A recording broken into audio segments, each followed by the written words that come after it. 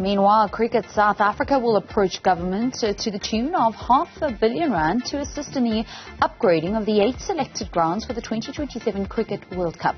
The country will host the biggest international sport event since the 2010 FIFA World Cup in the next 3 years. And the National Cricket Federation are hoping, after the successful hosting of various Junior World Cups and the T20 Women's World Cup, will assist in their bid for assistance from Treasury. Yesterday I spoke to Cricket South Africa's CEO Pholetsi Moseki. As I stated to them as well, that's the estimates. We're still finalizing a few items, especially the big infrastructure projects, including the lights for the stadium, the stadium lights, the pitches. So currently we're estimating it will be anything between 300 to 500 million rand. But it will definitely be quite a significant amount of money, but not as big as the 2010 World Cup as an example, so yeah. But we are finalizing a few things just to have an idea exactly how much the costing is going to be. We do have a number of stadiums.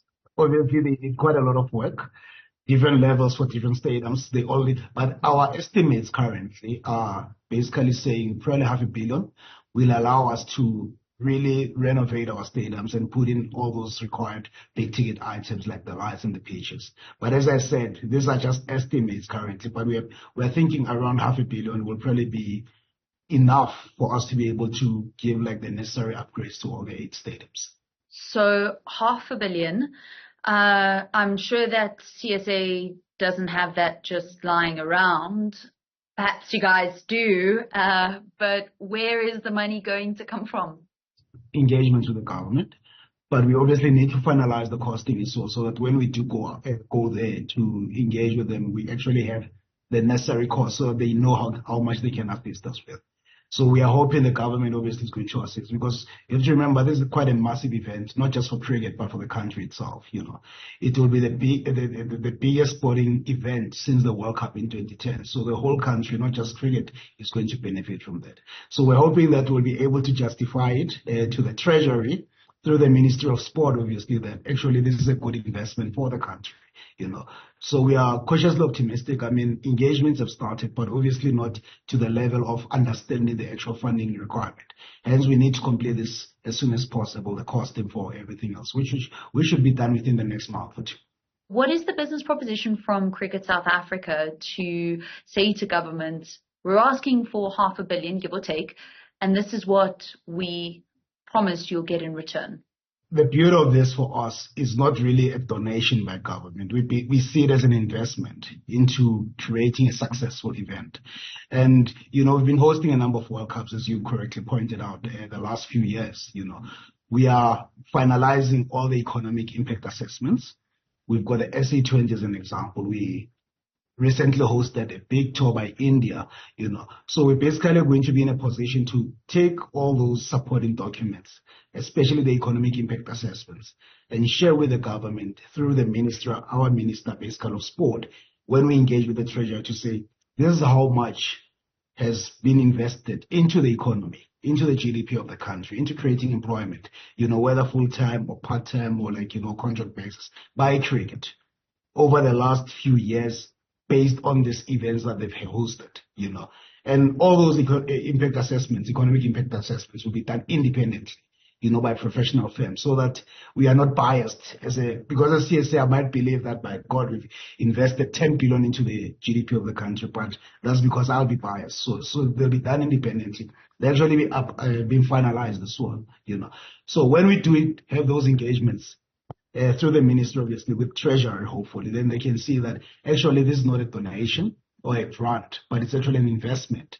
ICC, I understand, have waived the fee that they usually request for a country to host a Cricket World Cup for South Africa 2027. Is that correct? Yeah, not just for South Africa, for all the events that will be coming up over the next week. So they have decided to waive that requirement for host fee.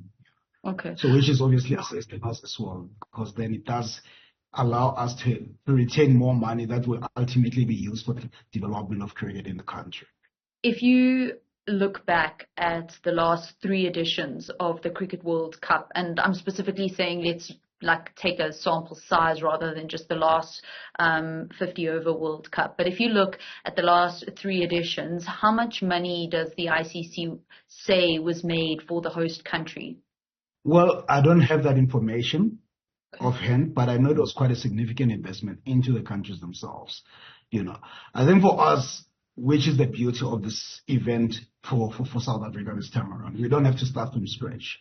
We do have stadiums. I hope you do follow cricket. You've been to one of our stadiums, but we do have stadiums. So we're not starting from scratch, having to build up stadiums, massive infrastructure programs in relation to that.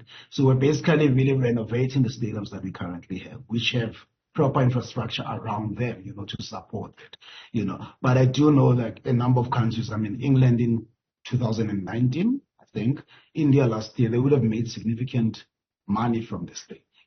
But money for this obviously would go into like any profits that we would make as a sport, ultimately for the development of cricket. 2027 is not far away at all. Is 3 years enough to get everything up to a state that you want to welcome the world to the country for a massive cricket party? Absolutely. And hence that advantage of we do have stadiums. So it's really about renovating them, We have to finish, especially the big ticket items, a year before the World Cup, which is like 2.5 years away from now, and we are comfortable. Hence, there's been quite a lot of work that has been happening in the background over the last few months. So now it's really about finalizing those contracts, finalizing the appointments, and then starting running, So 3.5 years, definitely, we feel that it's definitely achievable. I think probably the long lead item is actually the pitch itself.